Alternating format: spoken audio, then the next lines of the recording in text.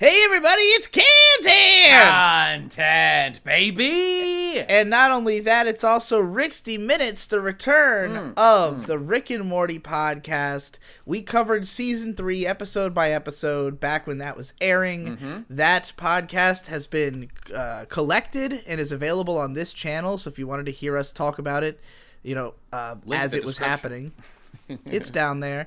And now we're back. We're not going to talk about it episode by episode for a few reasons. One of those being that, like, I think that we ultimately were harder on season 3 because we were watching it that way. Naturally. And reviewing it that way. Because if an episode was weaker, then, you know, it's basically going to be 25 minutes of us talking shit about this show that overall is good. Even if that episode is good, because it's not as good as the other episodes, it's, you know, Rick and Morty has really great episodes. There are episodes of this show that are some of my favorite episodes of TV. So, like, you know, you're always being held to a pretty high standard. I think that it would be better for us to talk about these in clumps of episodes so that it's like, you know, maybe one of them was amazing, one of them wasn't so great, but we could still present, like, our overall feelings on it as opposed to, like, really having to judge each episode super hardcore on its own, you know? Makes sense to me. And it should apply to a lot of the shows we talk about on this channel. So, yeah. It's going to be good. If you heard my thoughts on... Oh, yeah, go on. I mean, I'll tell you that, like, I feel pretty positively about these first 3 episodes of this new season, and I think back on the first 3 episodes of the previous one and how we were very positive about the first episode. I think we thought the second one was, like, okay, and that the third one we enjoyed aspects of, which was Pickle Rick, and that was the big meme episode. Indeed. And then, we didn't like episode 4 so much, and, like, at least I definitely didn't. And so, but, like, also watching the way that fans reacted to the show over the course of the season, like, it was particularly annoying when we were, like, in the thick of the Pickle Rick pandemonium, and seeing the show kind of start just being, like, everything at FYE is now Rick and Morty fucking cereals and collectible pop figures and shit. Surely there's something to be said for how, as such, like, a countercultural, like, hyper meta-narrative show, like, I'm sure with self-awareness and winks at the audience and all that, like, the fact that Rick and Morty and Pickle Rick has become, like, a ubiquitous brand that people can buy so readily at places like, I don't know, fucking all kinds of toy shops and all the Funko Pops and whatnot. Are the creators not at all, I don't know, bothered by this, concerned? It just seems to me there's a lack of authenticity there. Or maybe they just think it's so funny. Like, it's so funny that Pickle Rick became so famous that they can just observe this and laugh at that fact. That they've just made it up off the top of their heads. It's total bullshit. Yeah. It's kind of postmodern art, I guess, in that sense. They propped something up and it became celebrated despite its, you know...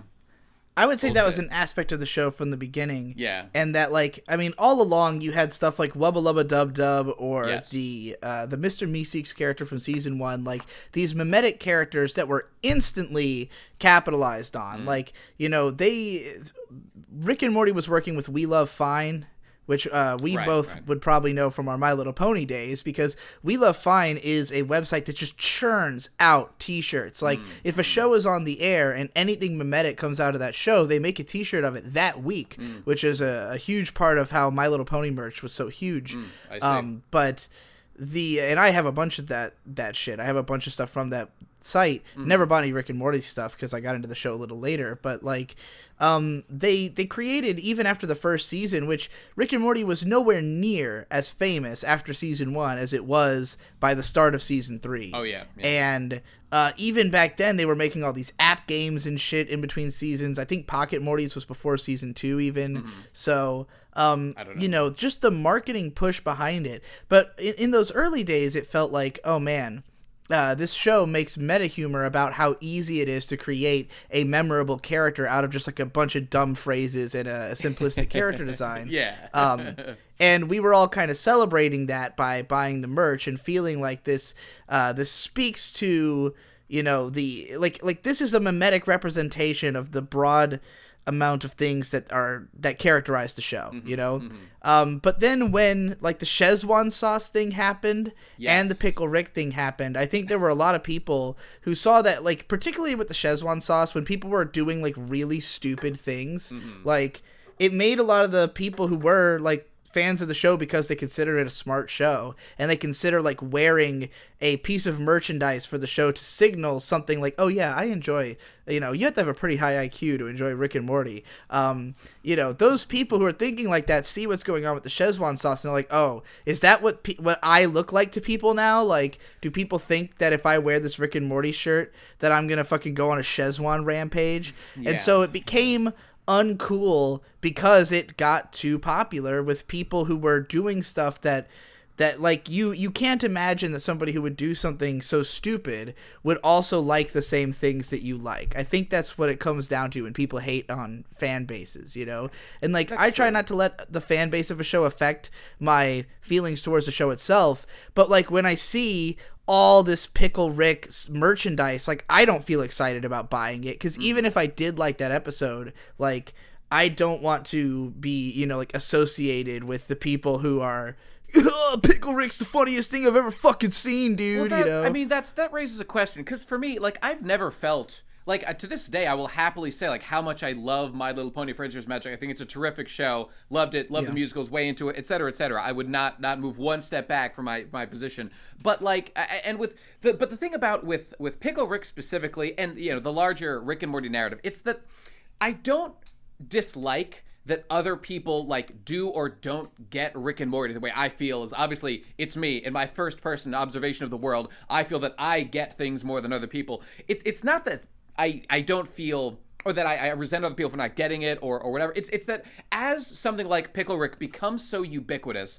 and like the whole world becomes aware of that meme, on a very surface level, I feel as someone who's watching the show that, like, the message that gets out there is kind of what you were saying, but it's like this shallow awareness of just, it's a pickle, it's Rick, I guess that's a joke. That doesn't communicate the larger, like, the full joke of, like, the show is in fact making fun of how ridiculous this is, how it is in fact a postmodern joke and point being made there. And I'm aware of that, but I feel that the community at large, the world, is not aware of that. So I feel like my appreciation for this thing, it feels harder to maintain enthusiasm for it, as it feels like the message gets watered down. Not that it makes the content itself, the original source material, any worse at all, and I can still go back and watch this shit and love every second of it, but it's that when I think about things like, would I wear a Rick and Morty shirt? Things like that. Or would I go out and talk about it? It's and again, none of this affects my opinion of the show, but it affects how I interact with the world at large when it comes to discussing the show, outside of formats like this, where, like, I can specifically say exactly how I feel in detail. If I'm just wearing a shirt, I feel like, because it becomes so popular and so thinly understood on some points, will it communicate that I will just look like one of these assholes who just saw Pickle Rick, didn't even watch the show, and thinks that it's funny? That's I think the stigma that spreads when a show like this hits. It goes past, like, a peak, and that's what I'm saying with, like, making fucking Figmas, or not Figmas, but like Funko Pops and whatnot. It's past the point of, like, market saturation where you can expect your average person who recognizes it to know what it is. It's gone beyond, and now there will be huge degradation in, like, the signal transfer. People are just going to get, like, little bits and pieces of the memes. Yeah. Yeah. I'll also say that I think that Rick and Morty was feeding into it, because in season 3, it really felt like there was this, I don't know, maybe impetus to continue ratcheting up the tension in the show, because, season 2 had already been like a little bit more serious, a little bit more dramatic. The final episode, had a huge cliffhanger ending that was awesome. I loved season 2, particularly, like, the first couple episodes and the last episode. I thought had been, like, amazing. So season 3 starts off by, like, matching the gravity of episode 2 with, like, an even more insane story-driven episode where the plot gets, like, really over the top. Rick, like, destroys all these massive organizations and stuff. And the things that you think might sustain for, like, the entire show and, like, be the main plot, but it just destroys them, and we are, like, past it, which is bold storytelling. And then, there's a whole episode about, like, the civilization of the Mortys, continuing the plot line from the first season. So, even though the whole season's not, like, plot driven, when it comes back in really big ways. They felt, they also pushed the memes to the limit with, like, Pickle Rick, what's the most fucking retarded, basic, thing we could construct an awesome episode out of, But, like, with this season so far, at least, it feels like to me, they've been like some of the most sophisticated plots so far in terms of just being like episodic episodes where it's not trying to be the most crazy it can. It's not trying to be anything like that. It's not like worried too much about having like the perfect balance between different things that are going on at the same time, or like bouncing back and forth between the sci-fi and the family stuff all the time. It just feels like every episode they had an idea and just did that idea the best way they could, and like there you go. And that's what I think all the best episodes have felt like. I don't know if it'll stay that way. Which is but encapsulated felt like all three of these episodes were the outro like of the that. episode 1 thing where Rick basically said, I mean, they do their little retarded back and forth of like, sometimes it'll be Morty things, sometimes it'll be family, sometimes it'll be sci-fi stuff. There you go. I guess that's true. Yeah.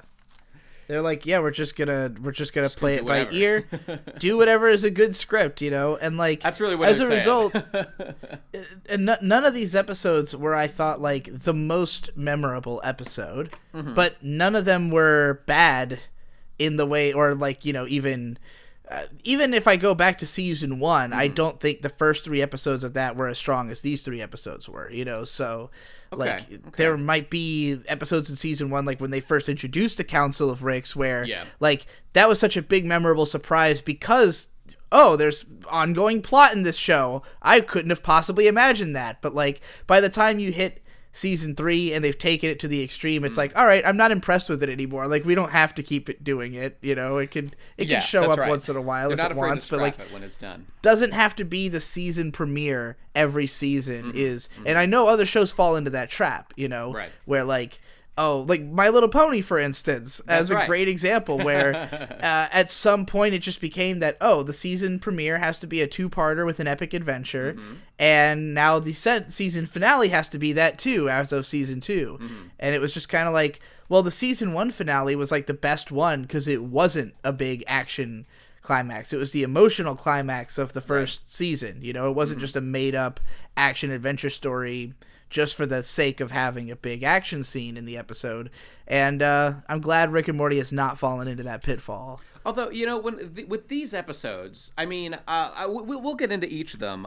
I definitely agree that I feel these things are more episodic. But, like, I just want to say, like, for these episodes, I'm basically, I can't help but draw comparisons to like various other episodes with each of these. The first one, I mean, the one that this reminds me of the most is I think episode 2 of season 3. That's the one with like the multiplying dimensions, right? Where like uncertainty gets multiplied more. That was more. Episode 1 of season 2. Okay, well, that one was that? Okay, if you say so. That this episode reminded me the most of that one. It was like the most sci-fi focused thing with like Morty's plot going through it.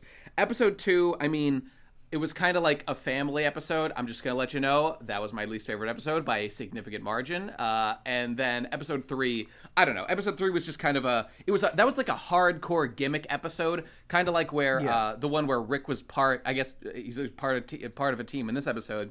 Like when he was a part of that like superhero team as like Genius Man or whatever it was. And that was my least favorite episode of season 3 was the superhero team one, because they had made it into like this weird horror movie parody thing, but it was just tonally all over the place and the characters were really unlikable. And I felt like this one was much more pure to the intentions of like deconstructing a genre. And that was the point of it. Yes, they kept the focus much more tight, and I think they executed it much better. And as someone who was a huge fan of heist movies and Ocean's 11, I mean, it was great. It was well done. It was very well done. Yeah. So shall we talk about the specifics of the episodes now?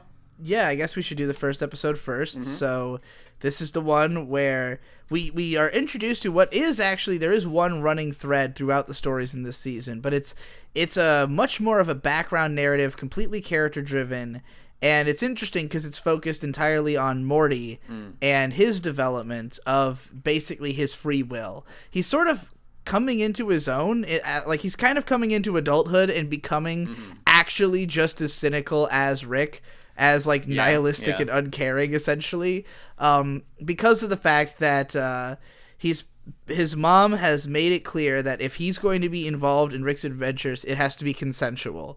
Indeed. He has to want to go on the adventures, which Morty does, because at this point he's used to it. It's more fun than being at home for the most part. But over the course of these episodes, he continually finds himself in situations where he has opportunities to do something else, and ultimately concludes he's going to keep going on adventures with Rick. And the way that plays out in the first episode is fucking hilarious. Do you want to describe the plot? Sure. I mean, the main plot is simply that Morty and Rick are on a far distant world where they found these crystals, and what the crystals do is they let you see how you're going to die in like a million different ways. And so by putting them on your head or whatever, you can predict when you're going to die, and when things change around you, you can use that information you have, this foresight, into the way that you'll be dead to avoid that fate and steer towards other different ones, and possibly towards things that you do want to go if for whatever reason you would want to die in a specific way, which is exactly how the plot takes Morty when he sees this death of him and Jessica, blah, blah, blah. You know, if you see the episode. And so he does things to get him to this dying with Jessica at an old age, you know, the girl he likes or whatever, and hilarity ensues. This was by far the best sci-fi concept in these 3 episodes by a significant margin, although there was other good ones. It wasn't just this was the only good one at all,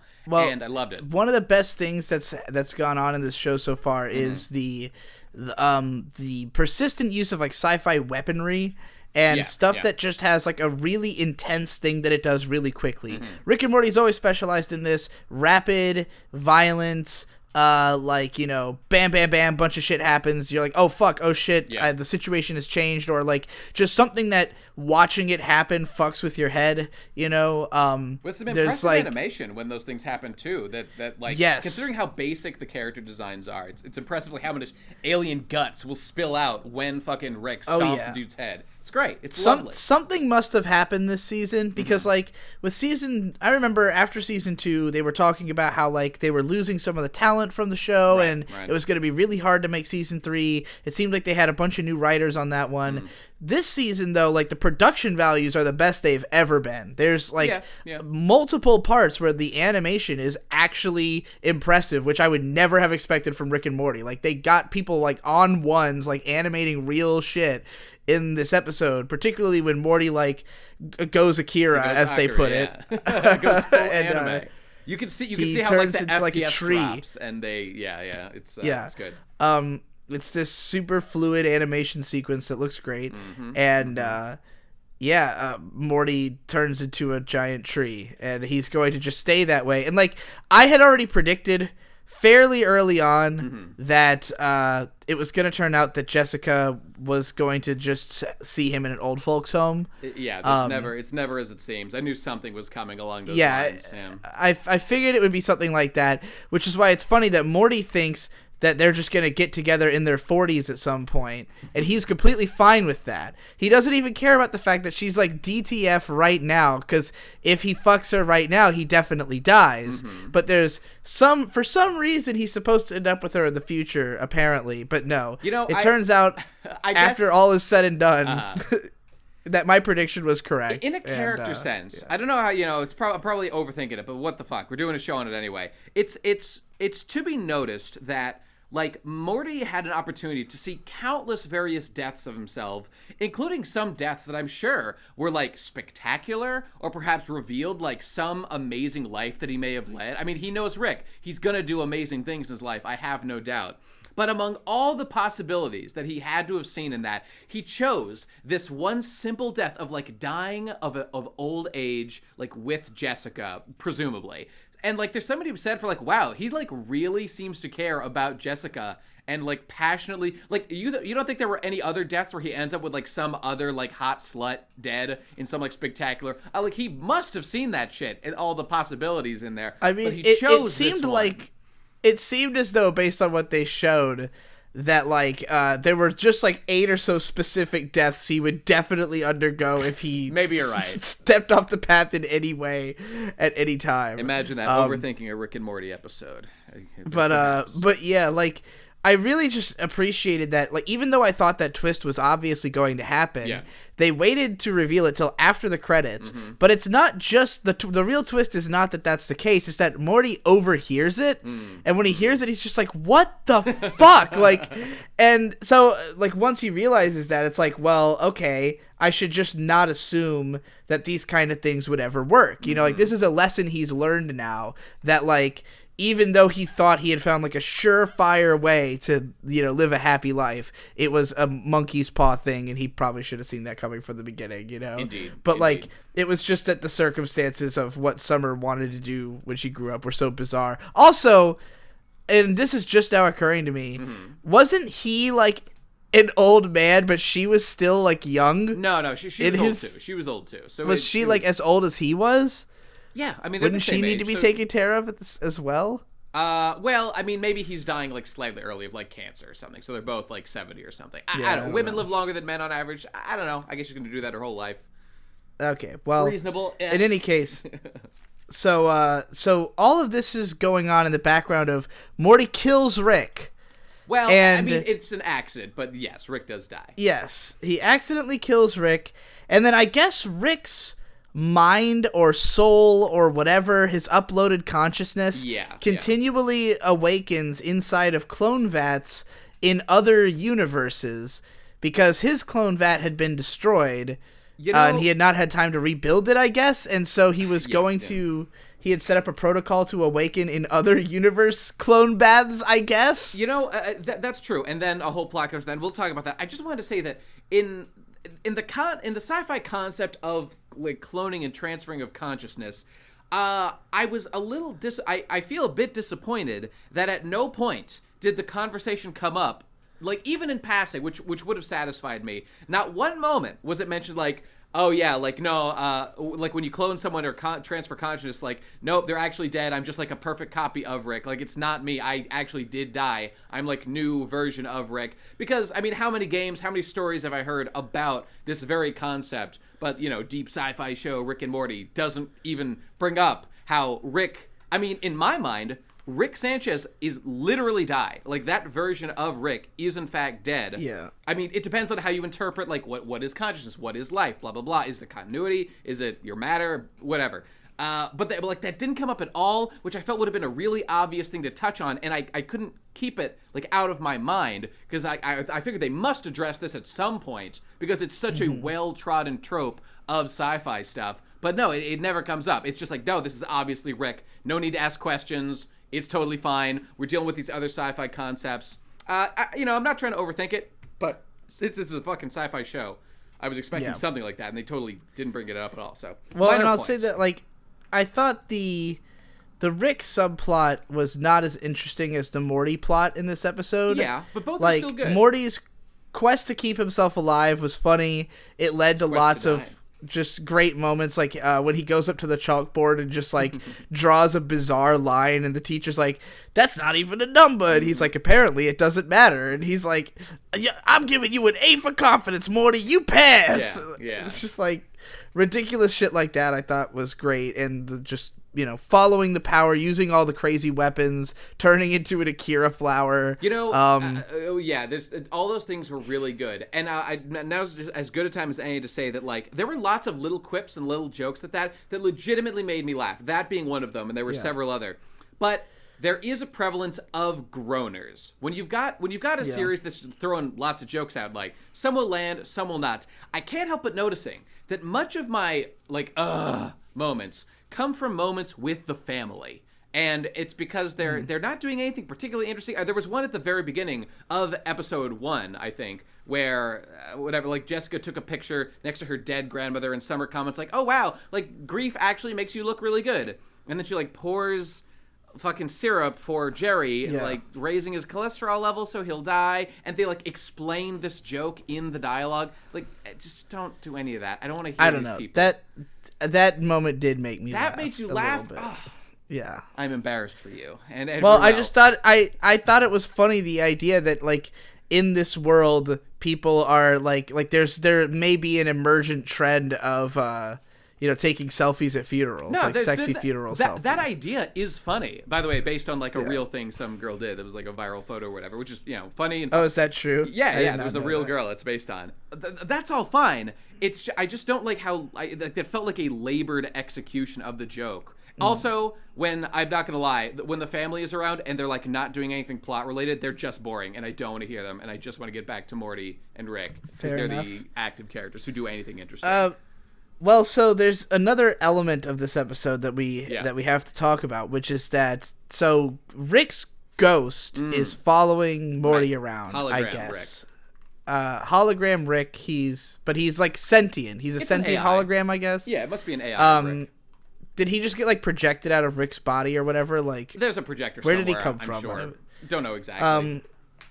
So I guess what's happening is that Rick is currently, his like mind or consciousness is traveling through different clone bodies. Well, because every time he arrives in a clone body, it turns out that he has entered a fascist dictator world, and he keeps getting outed as not a fascist, and therefore he keeps getting killed and or killing himself, which is trying to make it to a world which is not ruled by a Nazi party or whatever. Yeah, it was in spite of vastly different species and bodies. Shrimp people still fascist. With the political remark of the episode being when he says, "When did this become the default?" I at moments like that, I can't help but remember like all the like crazy rants Dan Harmon's made about like how everybody who votes for Trump is a fucking Nazi. It's like, just let's okay, all right. It's tiresome. So yeah, but so that good. Was, but okay. The plot about him going into all these different Nazi realms, I thought was it was funny at first as just like a weird random gag, but that's all Rick's doing through this episode. He's just teleporting into Nazi bodies. It's a Morty episode. Meanwhile, his hologram is literally programmed to be like an SJW. Like he is. Yeah, that's right. He basically cares a lot about his pronouns and not saying like potentially. Don't say do me a solid, because that's problematic language for a hologram person, which is hilarious. I love it. He's incorporeal. He does not want you to say any incorporeal slurs. Right. But he's also got Rick's personality aside from that, which is a funny combination, because there's been other Ricks who were like weird, political Ricks from other dimensions who were like his personality, but if he was also this, Right, of course. And so this one is Rick, but he's also a hologram who's a weird SJW about being a hologram. Yep. I thought most of the jokes surrounding that were funny. Me too. But then, so the Rick teleporting through dimensions I didn't think was that great, and I don't think it's a good setup to what the ultimate point of the episode is, but I did think the ultimate point was solid, because where this ends up going but the ultimate point of it all is that through some strange turn of events where they get the Ricks, so Rick ends up in a wasp body, and he goes to this wasp dimension. And in the wasp dimension, the wasps have to like eat other like sentient beings alive while they're like screaming and begging for mercy, like laboriously, eating their babies in front of them, and it's like this brutally horrific, torturous process. And like because of the fact that they all feel so awful about having to do it, they just have like tons of empathy. Basically, they're like, we're such an evil inherently species that we can't help but be nice to each other or something like that. I mean, they're nice to each other, just not to the things that they're slaughtering and eating alive, which is they have no alternatives. Like they literally. Why couldn't they kill that guy seems to be, before eating him alive? Why do you have to eat him alive? Some animals have to eat their shit alive, man. Okay, all right, it's if just they the say way so. It rolls. Okay. So like in this world they don't have fascism. So thank God. It's the one place Rick's safe. So him and Wasp Rick teleport back to his world. I think he gets his real body back when they get back, right? Yes, he does. Or a new one, yeah. And then through, I don't remember how, but they rescue Morty, and incorporeal Rick becomes corporeal. Yep. And he also fuses with the Akira monster seed, I guess. And he becomes like super big, and he's like, fuck yeah, I'm super powerful. I'm going to be like an evil mastermind, because he feels like having a solid form has made him like, extremely powerful. And instantly they're all like, whoa, what happened to being proud of being fucking non-solid? He's like, that's because I had to be. Fuck this shit. Being solid's way better. I just had to cope with that until now, which was funny. So it's interesting because so he immediately becomes a fascist, basically. It's like this SJW, as soon as he had power, as soon as he felt that, like, it was no longer that he was the weak one, but that he now had strength and could punish other people, immediately becomes the thing that he hates, and it's just gonna, like, murder all of them, I guess. But because him taking that position means that, this power inevitably will be fought by whatever it seeks to oppress, and what it seeks to oppress in this case being the Wasp guy, Wasp Rick, just flies up, stings him in the eye, lays like 1,000 larvae inside of his eye socket, which then burst out of his skull and fucking explode it to pieces. Pretty sick. And Rick's just like, there's a lesson to be learned here, and I'm not the one learning it, or something like that. Thank God we're here to tease it out for everybody. Yeah. But the lesson, I guess, being, that the reason that fascism is so popular is that when people have the power to hold it over other people, they tend to go for that power, even if they were fighting against it when they didn't have it, Yeah. Everybody wants power, and power corrupts. Seems simple enough to me.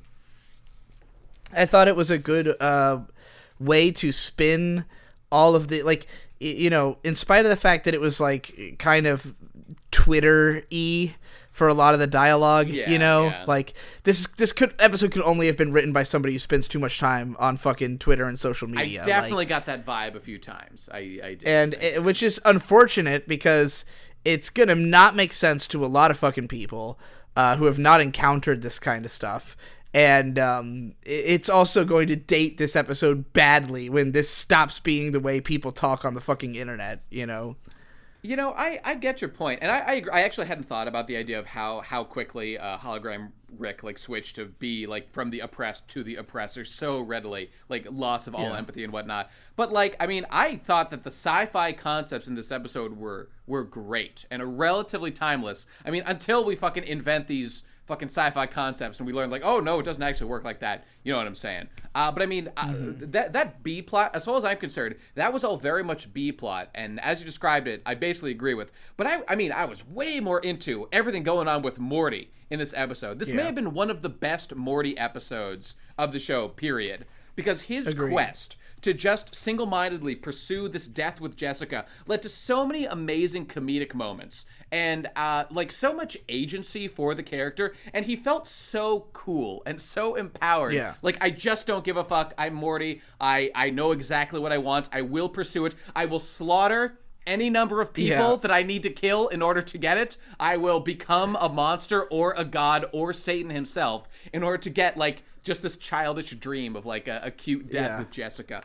Wonderful. It shows that he is basically completely amoral in the face of, like, oh my God, ensuring his ultimate and the destiny. Fucking line, the best line of the whole thing was when he walks out of he magically is able to finagle his way out of, being prosecuted by the law. The news lady is like, he fucking finds the syllables to touch the judge's heart or whatever. And then the news lady's like, well, the court of public opinion asked to weigh in on this boy because we have not forgiven him. And then he fucking makes that incoherent screeching on the thing. And her exact words were just, as far as continuity is concerned, the reset button has been hit.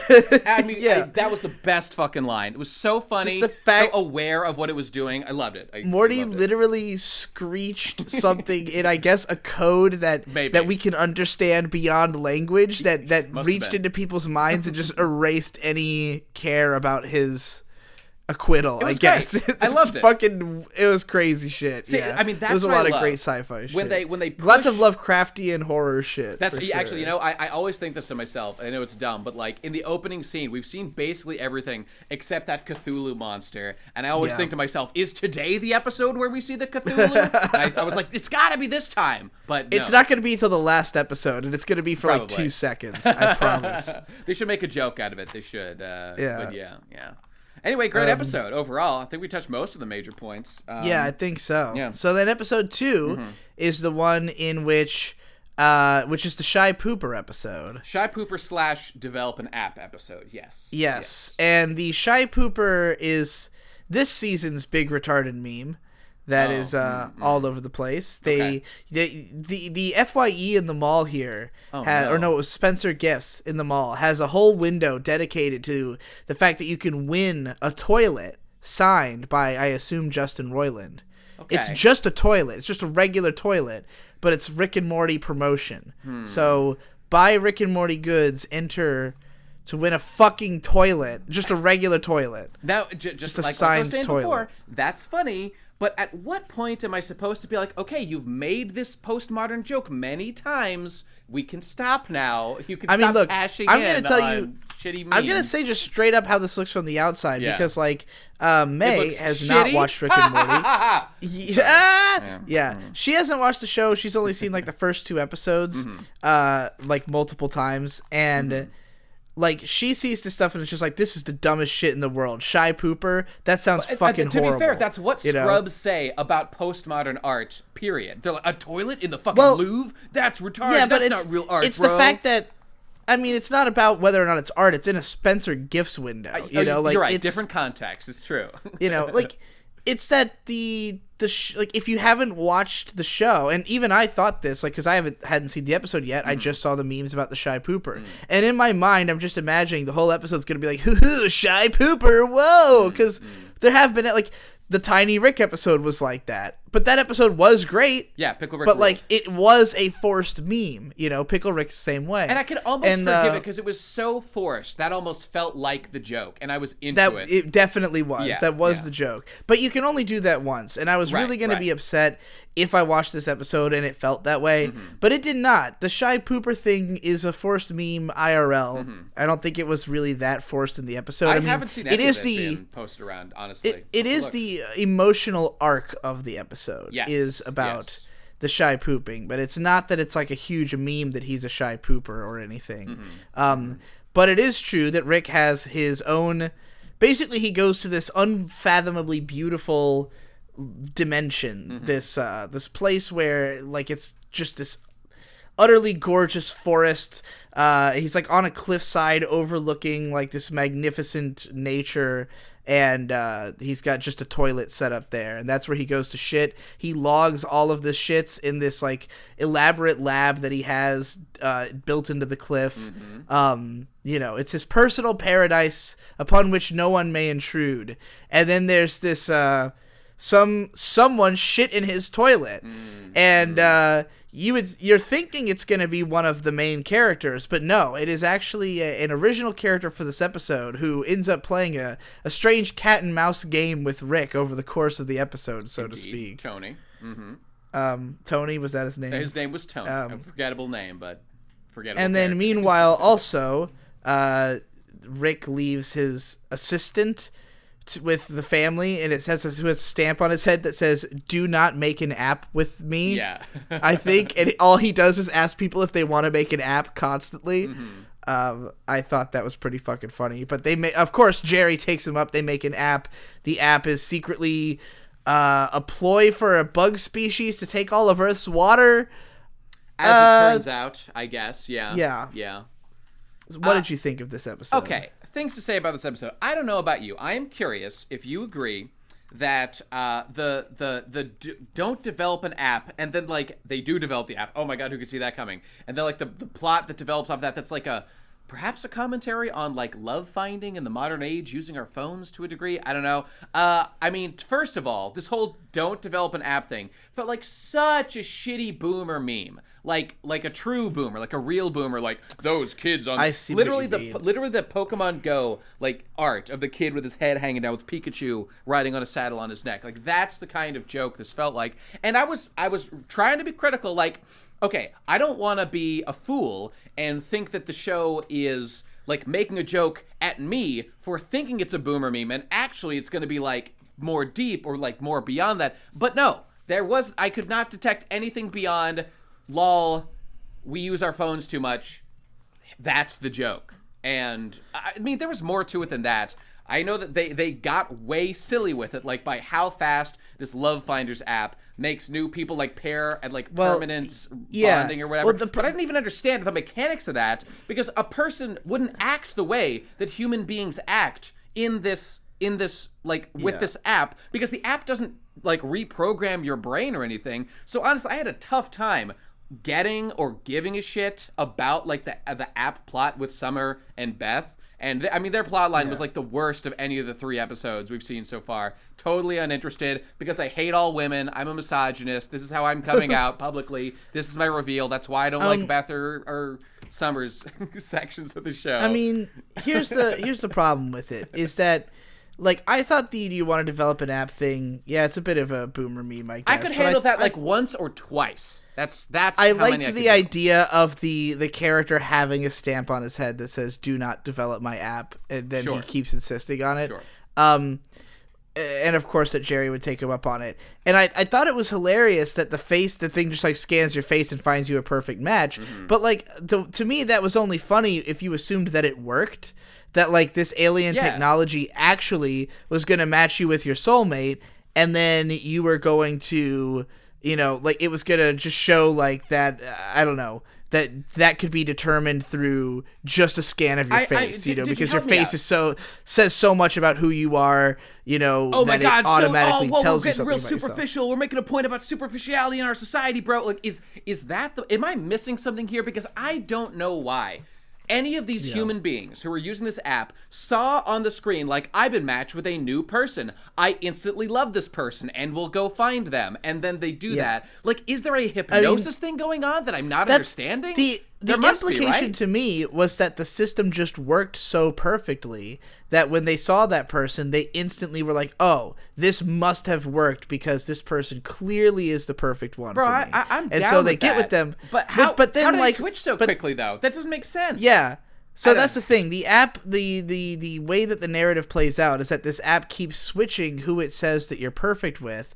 And so people keep running around to different partners, then it exhausts them, and it obviously makes them unhappy. And it's like, well, this means that the app never functioned at all. Yeah. That, like, this app was always retarded and that it only briefly had control over people. Was it meant to spread like, what was its goal? Because supposedly the goal was that it was supposed to get everybody into monogamous relationships on Earth because this alien species has mastered monogamy, but they haven't mastered monogamy, which is part of the joke as well, I guess. I'm so confused because, like, we see that the app keep switching people, and like I think the guy also said that like this app is designed to like keep you guys busy with your phones while we steal all your water or whatever. That's like barely touched on as the plot or whatever.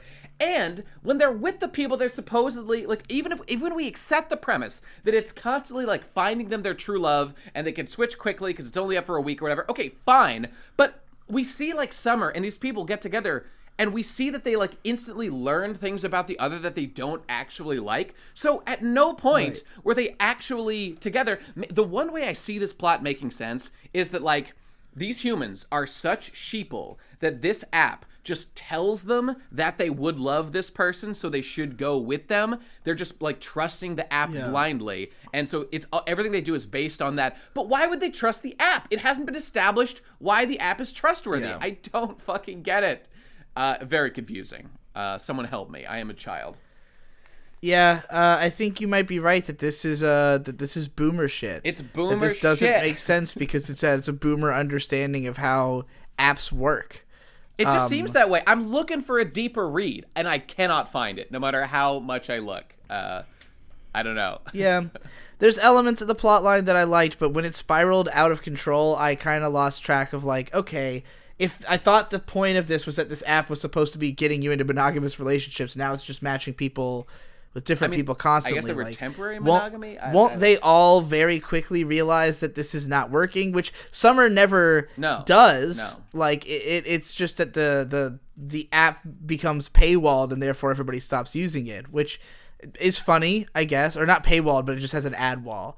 I mean, that's true. And look, the ad wall closed, like, the reason that they all stopped using it is because of the ad wall. That's a funny joke. Nothing wrong with that. The problem is the setup to that joke at the end. And to quote Mike Stoklasa, or whatever the fuck you pronounce his last name as, bad screenplay.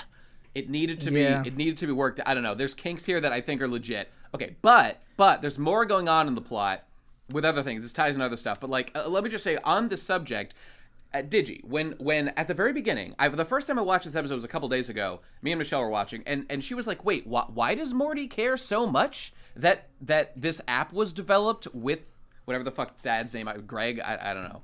Yeah.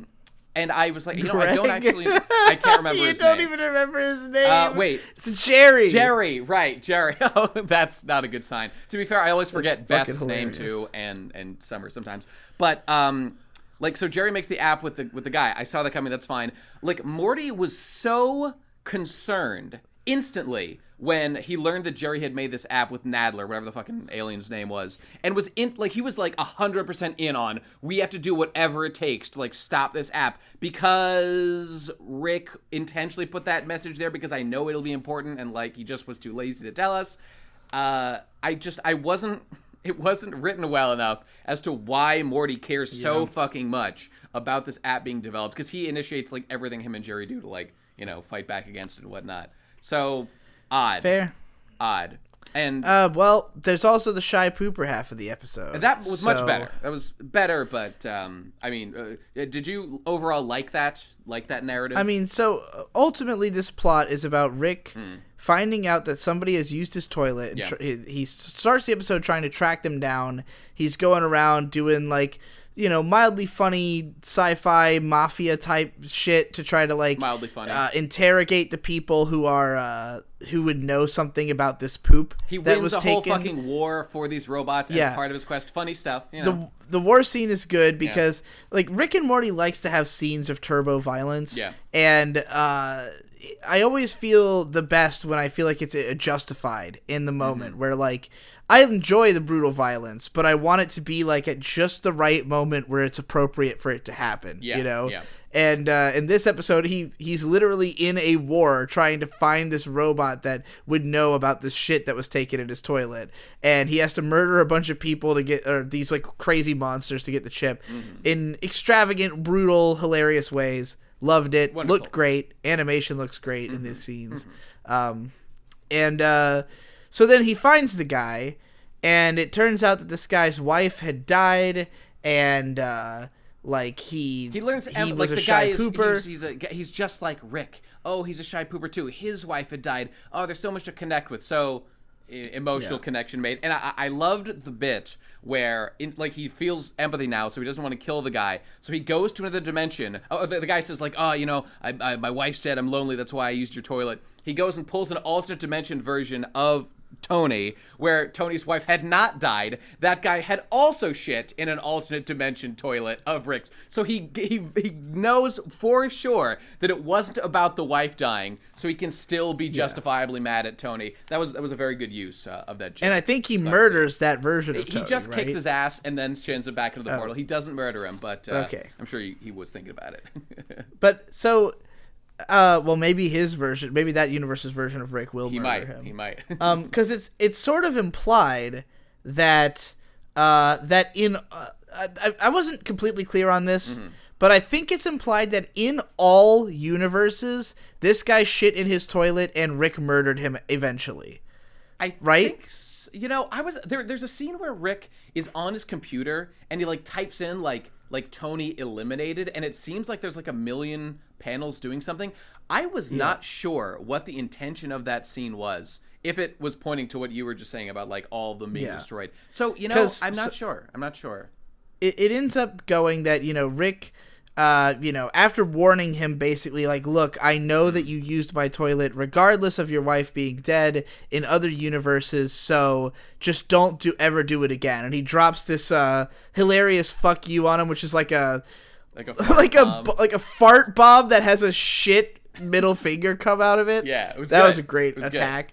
But then it turns out that the guy comes and uses the toilet again. And this time Rick catches him, and he's basically explaining that he came to realize that that he wasn't truly a shy pooper or something like that. It got to larger psychological issues deep within him, and he feels that Rick has the same kind of shit or something. Yeah. But I don't know.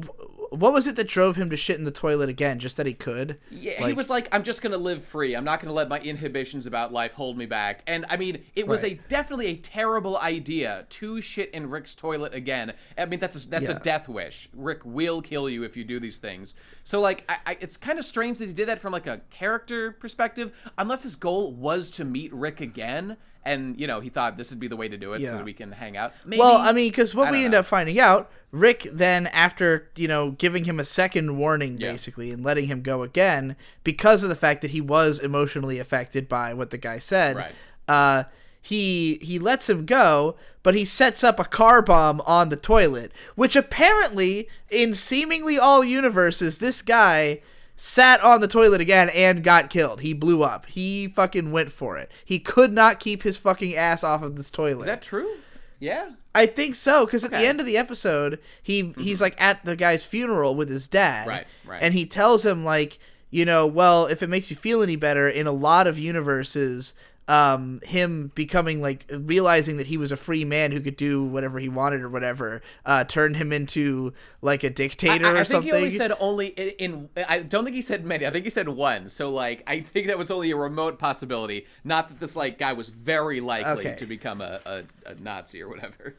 I can't remember exactly. I could be wrong. How many of them it was supposed to be, but, like, you know, the implication was that in some of the universes he completely deserved it, and in this one, I mean, he still deserved it because he was fucking warned, you know. He was warned. I don't know what he thought was going to happen, but it seems like he just couldn't keep his ass off of that fucking toilet. Well, it was worth his life. Hang on. You remember how he died, right? Because he didn't die on the toilet. In this world. Didn't? No. In Rick's world, in this world, he died of a totally, like, unrelated skiing accident as he was living life to the fullest.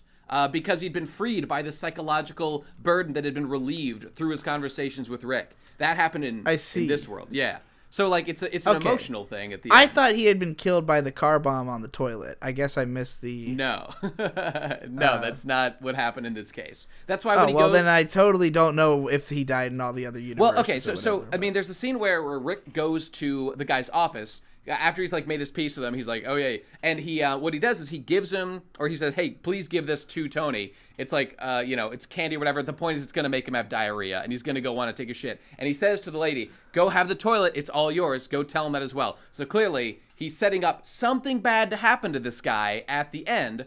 And he gives him a bunch of, like, diuretics so that he'll need to go poop. He's trying to get him back to the toilet. Why is that, Rick? And that's when the lady at the reception says, he died, like, in an accident as he was living life to the fullest now that he was free or whatever. And isn't that I fucked fucking up? must have completely blanked on that scene because I don't even remember that happening. I guess it was not an eventful scene other than him just talking to a lady. But yeah, I mean so that sets the context for the final scene of this arc, where Rick goes back to the toilet. He sits down, where he expected Tony to be, and there's a whole big scene of, like, all these holograms he had set up mocking what was supposed to be Tony as, like, the only, like, a lonely guy with no friends. Oh, now I understand. Yeah, I did not get why that had been... Okay, that makes a lot more sense now that I know that Tony did not make it to the toilet and that he had set that up to mock him. Indeed. And instead it mocks himself, and now it's all true about him. That's right. That's right. That makes a lot more sense than what... I thought he had just built a whole thing to mock himself. No, that's like, not the case. That's pretty extreme even for Rick. Why would he ruin his own poop paradise like that? Now this has been clarified to everybody. I just wanted to say that on this narrative, this whole arc is very much about, like, the guy's like, hey, Rick, like, you know, him and Tony keep clashing or whatever. He's like, we're friends, aren't we? Rick's like, no, you're not my friend. And he's, like, mad at the guy. You don't tell me how to feel. It's all about, like, Rick's emotional state or whatever. It reminded me very much of the Legion episode, where, I mean, that's, like, the emotional high point of the entire series, when it comes to Rick's character, at least. I felt like they were going for a moment like that, where, like, I mean, that... You can't compete with the ending of that episode. That's like season 2, episode 2 or whatever, where he attempts to kill himself. He actually does so, but just fails. And it's like, holy shit, the consequences are extremely high for Rick's emotional state. Like, in this case, Okay, the issue is, like, in that episode, he, like, has a relationship with Legion. He loves her. They're doing all these things together. It's amazing sci-fi concepts of, like, a hive mind creature. Amazing. But in this, it's like this one guy, Tony. It's like this kind of weird meme about being a shy pooper. Okay, they meet a couple of times. I barely feel like their relationship is developed at all. And then at the end, they give you a big, like, cry scene. Like, oh no, like, this friend that you care about so much, Rick, is gone. Like, Rick does have other friends. I know that he does. So it's not like Rick went through this whole arc of being like, I don't need friends. I'm okay on my own. Rick has tons of friends throughout. He really does. He's a popular guy. So it's not like, and that's not to say that, like, any individual friend, like, doesn't matter. So, like, we shouldn't care this guy died. It's just that I felt like they were going for a big emotional payoff that I felt totally disappointed by and totally not attached to in the way that other episodes have succeeded to astronomical heights. And as such, like, the fact that I felt they were going for that and it just wasn't connecting was just like ending like a wet fart at the end of the episode. I was like, yeah, I mean, it's sad that guy died. It's fucked up, man. Sometimes people die. It's fucked up.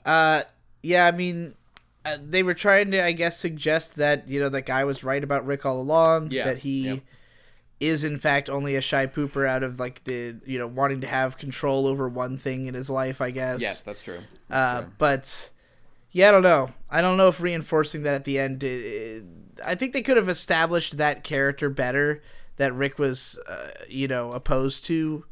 I don't know. I feel a bit like an asshole because I don't have specific complaints about, like, what they could have specifically done to, like, make me more attached to this character. Yeah.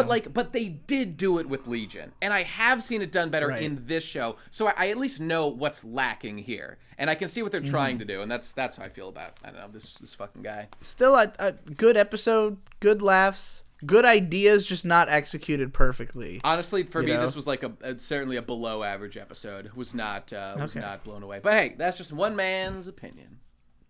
But there's another episode, so let's talk about that. Yes, episode 3 is the big heist episode. Yes. It is a meta breakdown of the idea of heists. Mm-hmm. The basic idea is that it starts with Rick and Morty going to pull a heist. They're robbing they're just robbing a tomb. They're doing an Indiana Jones thing, but they have this armor challenge. That blocks everything. They're just trying to get the goods. Rick, throughout the episode, Rick keeps insisting that it's not about doing a heist. It's just about getting the stuff. And he is projecting this extreme cynicism about heists. Indeed. And the thing that they're there to steal, it turns out it's already been stolen by a guy who's super about being, like, a famous heist guy. Mm-hmm. And he's holding a heist convention somewhere in the universe.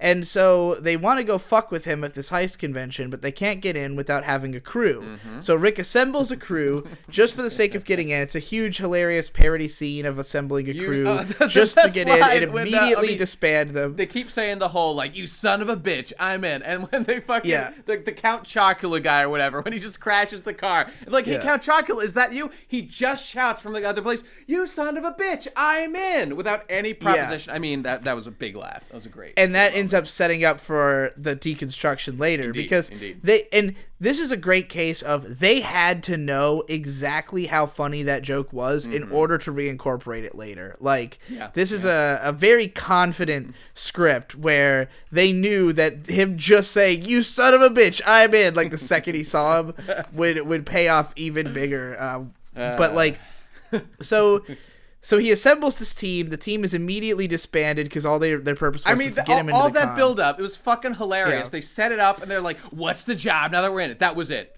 Leave. Yeah. Amazing. Already a great moment. So Rick shows up at the con. He's there to fuck with the guy, and the guy's like, let's have a heist off and see who can steal this crystal skull. But then it turns out this is where it becomes the ultimate heist deconstruction episode. Indeed. Because it becomes the series of double crosses from this point throughout the entire rest of the episode of who is actually heisting who. And so initially it's between him and the other heist guy going back and forth about who hired which crew to do what, like what depth on which that crew member knew, what the true intentions were and stuff like that, which leads to him mind controlling everyone at the convention and just commanding them to steal everything, like that their heist was to the entire con, steal everything at the con. And so they start taking all the things, and then they tear the man to shreds. The heist guy, as soon as they tear him limb from limb and pull his skull out of his head. And as I said that, like, as like the crowd was starting, I literally said, like, oh, rip this guy apart, take him apart. I said, and then it fucking happened, because I was so amazed by that, because I deliberately said something. I thought of what's the most insane thing that could possibly happen here that I know the show won't do. That's how you make a funny joke, right? And I said it, and then it literally happened in the show, and I just got to give the show amazing credit for actually having the balls to do something. I was like, what the fuck is going on? It's ripping this guy's fucking organs out of his body. It was fucked up, and it was amazing. And I loved that Rick's immediate reaction was holy shit. I had nothing to do with that. That was not my intention. Yes. Like, I didn't realize they were going to do that. Amazing moment. Amazing. You know, possibly the funniest moment of all these episodes. Again, like I've said, this show has always liked to do, like, sudden hyper-violence. Yeah. But in a moment like this, it is shocking because they've established this guy as a character. It barely even made sense why they were doing it to this guy. Because he's valuable? I don't know. I mean, the setup of his character is that he's, like, obviously a douchebag, like, like, wannabe who they're going to beat. So, like, the idea would be that this is going to continue on to somewhere that he had been defeated, but, like, he literally gets torn to nothing. Yeah, he's like, done. He is completely dead. So, yeah, I thought that was a really funny way to just, like, introduce a character and then, it's great. You build him up like he might be a recurring character. Nope. He's all done. He's all done. So then but it turns out that this too was part of someone's plan. There's these two robots that Rick had built to help him execute all these twists or whatever. And one of them is supposed to be makes all of its decisions based on chaos, and the other all on logic. But they're indistinguishable, and they keep going back and forth and flipping the script on each other. It felt extremely like a Nisi-Oisin light novel. Yeah. The first book of Zare Goto, which is like his first book that ever made him famous, is the ending of it is a twist just like this, where it's like, oh, the two characters were actually dressed as one another pretending to be one another the whole time, and it flips everything they've ever said on its head, you know. But this just takes it to the extreme where the twists keep piling up until the point where it's just Rick and his robot back and forth saying, no, I made you do that. No, I made you do that. No, I made you do that for like 4 hours. But like the whole point of the episode is that like none of the reveals matter because we all know that they're coming. We expect like things to be revealed all along, and they take that to the extreme by, oh, the brains were switched. They predicted that. I switched something ahead of time. Well, I switched that ahead of time. Well, I switched that ahead of time. And I mean, it was just great to just take it as far as it can go. Good. And I'm a huge fan and of the fact that like this, so you know they already had nailed the parody element when they had the "you son of a bitch, I'm in," but then like that word becomes like the mind control, like everybody who gets mind controlled says it. They're like, "You son of a bitch, I'm in." You son of a like, and it just gets to a point where it's like, yeah, this is like robotically, systematically being developed, and all of that was good. It pretty much pushed it to the most postmodern place that it could. Like, it got as meta as humanly possible, while managing, in the end, to actually tie it all into being a satisfying heist narrative at the last minute. Because this whole time, it seems like it's a commentary on the pointlessness of these heist scripts, how they're always just trying to be even more complicated than the last heist, you know? It's always about, oh, I was actually double-crossing you, and you were playing into my plan all along, and just back and forth to the extreme. But the point of the episode is that Morty, it turns out, was writing a heist script for a Netflix show, which you mentioned several times throughout the episode. It's so easy to get a show on Netflix that Morty has written a script that Netflix is going to pick up. I think one of his friends or one of Summer's friends or something had already gotten a show on Netflix. It's just so easy. Right, a bunch of her friends. So like, you know, Rick had initially just dismissed that, like, you know, Morty's writing this script, but he's like, whatever. It's not like he's going to get picked up by Netflix. But Summer's like, you know, it's really easy to get picked up by Netflix. It could happen, you know.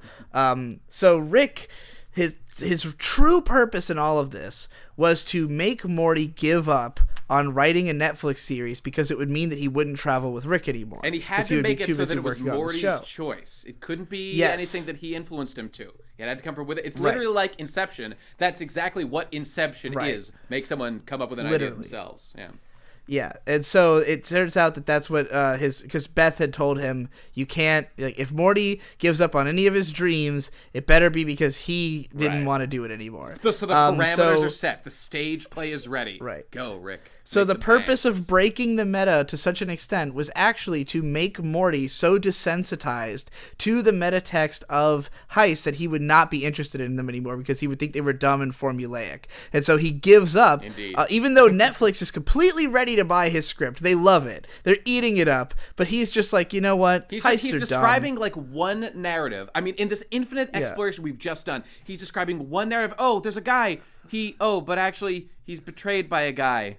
Also that guy's crew was like, he's just like, oh my God, this is so fucking boring. I've seen so much worse, so much more better shit than this, that it just totally dispirits him in a wonderful way.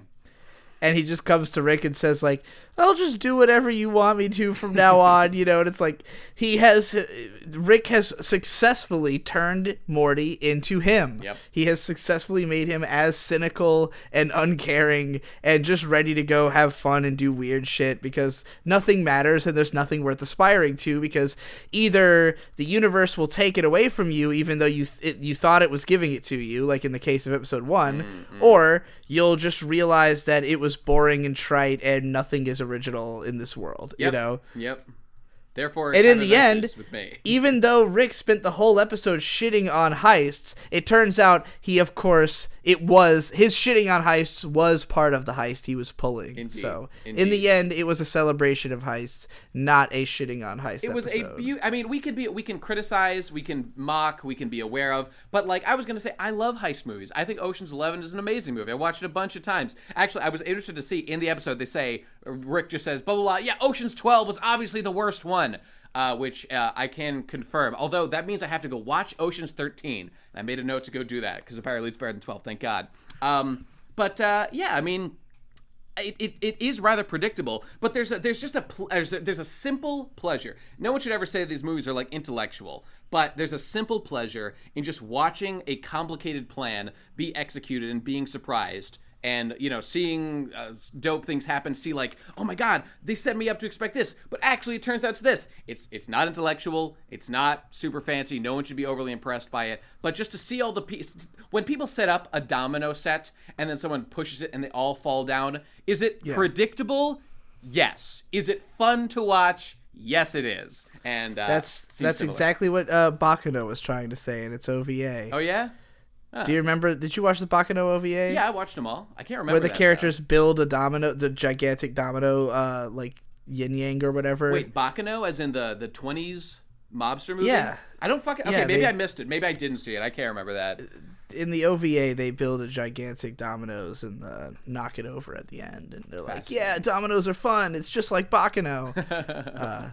So there you go. I see. Well, is there anything else specific you wanted to note about episode 3? I just thought it was fun and good. Yeah, I mean, that's pretty much, I mean, I think it was, this is the ultimate treatise I've seen in my life. That's like the meta breakdown of the heist movie. It's the gold standard for anybody who's going to do it. Just refer to this episode. And like, I think that Rick and Morty is well served doing that, like to a specific like genre. I think it really does well when it focuses completely and really pushes it to the limit. I thought that because of the fact that they did a genre instead of a specific movie was what elevated it. That like when they did stuff like Anatomy Park, it's like a really lukewarm take on Jurassic Park. Like it's not that funny of a parody because it's just that one specific movie. There's not that much to parody about Jurassic Park. There's dinosaurs and done. But that's to you know, take an entire genre and really break down the meta of it and go all the way. And because it's Rick and Morty, they can go completely fucking insane.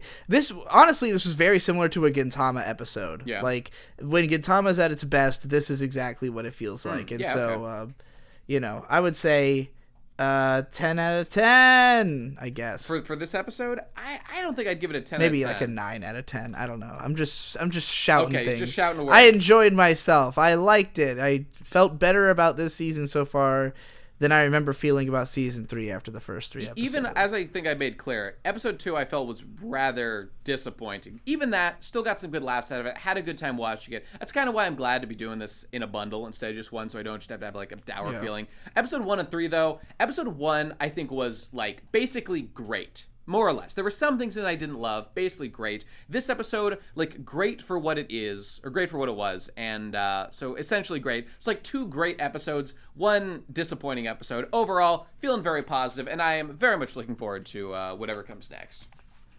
All right, well, that's it for this episode of KHANTEHNT. KHANTEHNT. We are going to be back with, I think, B-Stars is going to be our next one, doing the second set of episodes. We're going to have Tom Oliver as a guest. Oh, my God. How fun. And, on the last one, we asked if we should open a Patreon. Several of you said no. No. One guy said yes. One guy said yes. That guy would donate. And I'm thinking, I got to ask Nate, do you think we should even bother with Patreon, or should we just set up a new project too? Because Patreon's kicking people off their fucking platform and shit. Well, and also New Project 2 has no fees. So. The fees thing is a tempting offer. Frankly, that's a complicated discussion that's about analyzing what the audience is willing to click on when it comes to websites, because that matters. There's only a set number. It's interesting because, we've always had the proposition of, we have to, why would our patrons move when they're already signed up on Patreon? But if there is no Patreon, there's only the other thing. You're not wrong. What difference does it make? I'm curious what the audience would think. But we should set something up soon because, as you can tell, I'm out of town. I'm not on my green screen. I'm the one who edits these episodes, so I don't know if they're going to be on time. This one's definitely not coming out on Friday because it's Saturday at 1 a.m. right now. Oh, yeah, true. But, if we had a Patreon, there would be a part of the budget that went to whoever edited each episode, and there might be an incentive for Nate to edit episodes when I'm not available.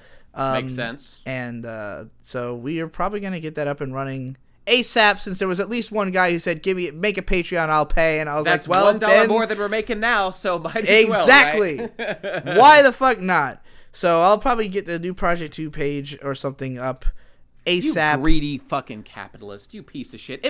What are you doing, making a new project over here that takes a distinct, unique amount of work to get up, and you're going to charge extra money for it, or just rather ask people to donate more for the extra work? What the fuck, man? Get the fuck out of here. Yeah. So look for that. Stick around on the channel. The About page has our schedule. Yeah. The Reddit, there's a Reddit that nobody's using yet, but it's there. We'll get just there. In case. We're ramping it up. I checked it out. I still need to fix those colors, which I will do one of these days. All right. Bye. Bye. Sick. Shit, was there something else we were going to say? Before we started, we said there would be something else we'd mention. We said it at the beginning, I think. Did we? What the fuck was it? Oh, no, I didn't. I was going to talk about... add it in? I don't care. Yeah, all right. Let me turn the camera back on. Okay. I'm still recording.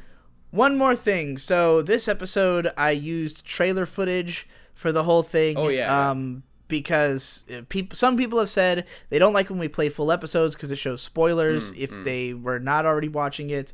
Also, the full episodes tend to get caught by copyright. We had our Konosuba, the movie video, taken down, even though I spent 3 uploads just getting it past Content ID in the first place.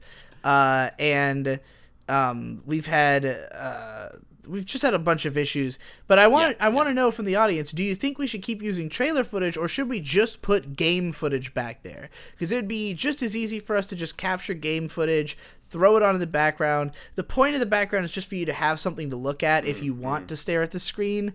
I don't know if people like having the show there just because they get to see what it looks like, but then they have to turn away if they are not watching it. Let us know what you think. Should we keep the trailers or go to video games? Anyway, that's it for this episode. By the way, Digi, I was just going to say game footage is good. I was just playing Crosscode on your recommendation. Imagine there could be footage of Crosscode behind us right now. Wouldn't that be fun, great. Everybody? What a great game. I love footage of Crosscode. I have some of it myself that I can also put in there. That sounds like a blast. Okay, see you next time, everybody. Bye. Right, bye.